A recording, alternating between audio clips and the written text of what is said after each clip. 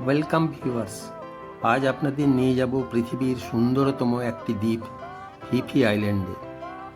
থাইল্যান্ডের ফুকেত ভ্রমণে গিয়ে ফিফি আইল্যান্ড না দেখলে ভ্রমণটাই যেন অসম্পূর্ণ থেকে যায়। সম্প্রতি আমরা এক দারুণ অভিজ্ঞতার সাক্ষী হলাম। সকালে ট্যুর এজেন্সির এসি বাসে করে আমাদের যাত্রা শুরু হলো জিয়েন ওয়ানিচ পিয়ারে। পিয়ারে পৌঁছানোর পর আমাদের জন্য চা, কফি ও স্ন্যাক্সের চমৎকার ব্যবস্থা ছিল। সেখানে হালকা নাস্তা সেরে এবং কিছু কেনাকাটা করে আমরা স্পিড বোটে চড়ে বসলাম নীল দিগন্তের টানে। স্পিড বোটের সার্ভিস ছিল অসাধারণ। আমাদের জন্য পর্যাপ্ত কোল্ড ড্রিঙ্কস, জল, কেক ও ড্রাই ফ্রুটসের ব্যবস্থা ছিল, যা যাত্রা আরও উপভোগ্য করে তুলেছিল। আমাদের প্রথম গন্তব্য ছিল বিশ্ববিখ্যাত মায়া বে। পাহাড় দিয়ে ঘেরা এই সৈকতের সাদা বালু আর স্বচ্ছ নীল জল দেখে মনে হয় যেন কোনো শিল্পীর আঁকা ছবি।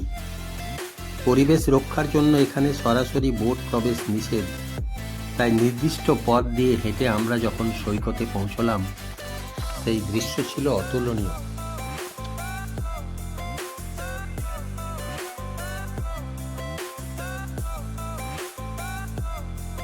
লিওনার্দো ডিক্যাপ্রিওর দ্য বিচ সিনেমার মাধ্যমে বিখ্যাত এই দ্বীপটির সৌন্দর্য নৈসর্গিক।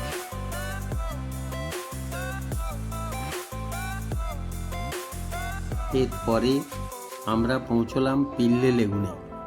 চারিদিকে উঁচু পাহাড় আর মাঝখানে পান্না সবুজ রঙের শান্ত জল। এই স্বচ্ছ প্রাকৃতিক পুলে সাঁতার কাটার ও স্নোরকেলিং করার অভিজ্ঞতা এক কথায় অনন্য।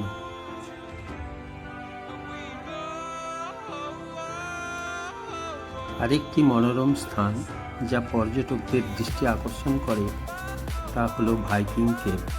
চুনাপাথরের এই বিশাল গুহাটি তার প্রাচীন গুহাচিত্র ও সুইফ্টলেপ পাখির বাসার জন্য পরিচিত।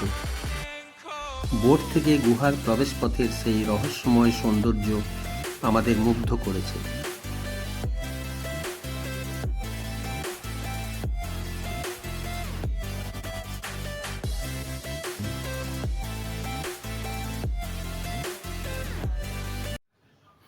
দিনের শেষ ভাগে আমরা পৌঁছালাম খাইনাই দ্বীপে, যা বর্তমানে ক্যাটস আইল্যান্ড নামে বেশি পরিচিত। এখানে প্রচুর বন্ধুত্বপূর্ণ বিড়ালের দেখা মেলে।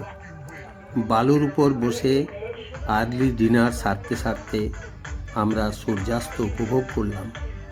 একরাশ সুন্দর স্মৃতি নিয়ে সন্ধ্যার আগে আমরা ফিরে এলাম ফুকেটে। ভিডিওটি পছন্দ হলে লাইক, কমেন্ট ও সাবস্ক্রাইব করুন।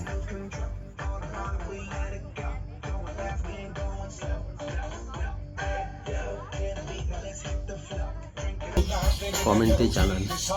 ভিডিওটি দেখার জন্য ধন্যবাদ।